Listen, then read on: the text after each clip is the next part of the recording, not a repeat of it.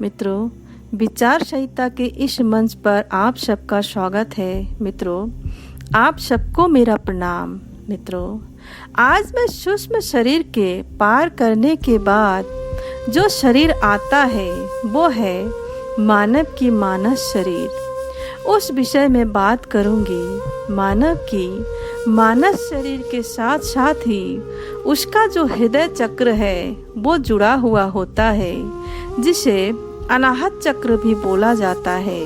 परंतु मित्रों, मानस शरीर में पहुंचते ही मानव की आध्यात्म यात्रा पूरी तरीके से शुरू हो जाती है। मानव अपने शरीर के माध्यम से मानव की जो भीतरी सोच है और जो समझ है वो सही प्रकार से आ जाती है। उस समय ना तो वह मन में रहता है और ना ही शरीर में रहता है, तो फिर वो कौन है? यह जानने के लिए उसकी जो चेतना का स्तर है वो ऊपर की शरीर की तरफ भागती है, अथवा इस जगह तक आकर मानव को अपने सपनों में भविष्य की घटनाएं भी दिखने लग जाता है। परंतु मित्रों, सच ये भी नहीं कि उसको पूर्ण रूप से सपना दिखाई दे।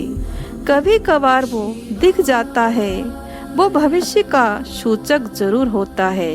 परंतु हर कोई मानव भी सपना देखता है, मगर यह जरूरी नहीं कि नीचे के जो 3 शरीर है वो पार कर चुके हैं वो और उसकी चेतना जाग चुकी है, ऐसा नहीं होता है।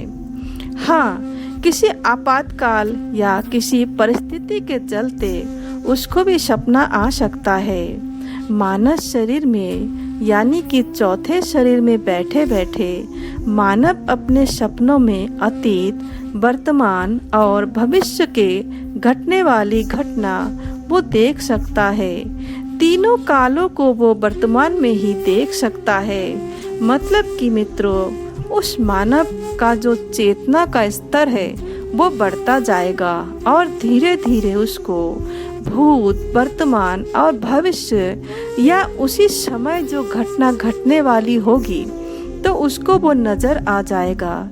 मानव पहले 3 शरीरों को पार करके चौथे शरीर में पहुंचने के लिए उसकी जो यात्रा थी वो बाहर से भीतर की तरफ थी, परंतु चौथे शरीर में प्रवेश लेते ही उसका सब कुछ बदल जाता है। यहाँ पर मानव की यात्रा नीचे की ओर नहीं ऊपर की ओर बढ़ने लग जाता है।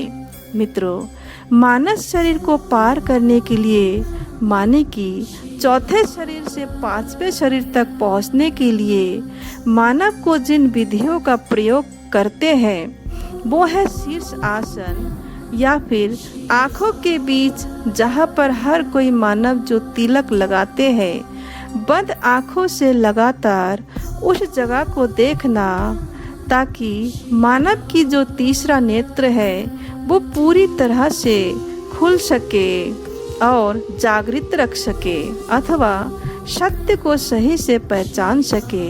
मित्रों, इन सब कार्य के लिए अपने जीवन में एक ज्ञानी गुरु की आवश्यकता जरूरी है। प्रणाम मित्रों।